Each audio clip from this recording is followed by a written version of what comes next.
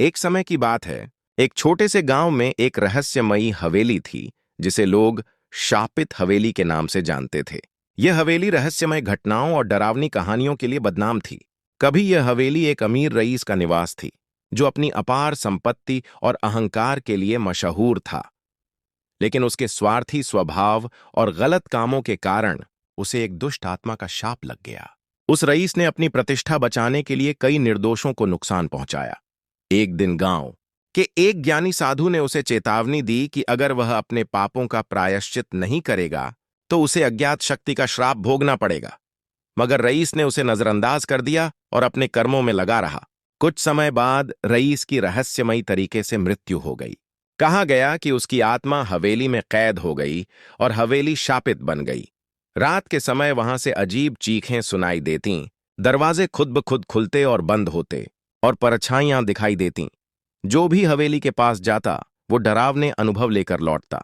गांव के लोग उस हवेली से दूर ही रहते थे। लेकिन एक दिन कुछ निडर युवाओं ने उस रहस्य को जानने की ठानी। उन्होंने तय किया कि वे रात भर हवेली में रहेंगे।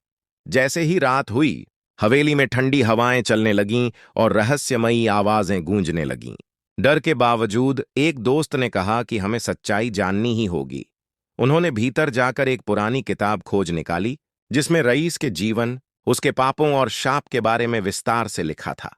उसमें बताया गया था कि केवल सच्चे हृदय वाला व्यक्ति ही उस आत्मा को मोक्ष दिला सकता है।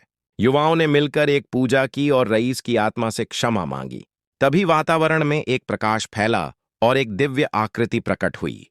वह रईस की आत्मा थी, जिसने युवाओं को धन्यवाद दिया और अपनी गलतियों के लिए पश्चाताप किया। प्रकाश के साथ वह आत्मा शांत होकर विलीन हो गई। हवेली का माहौल पूरी तरह बदल गया।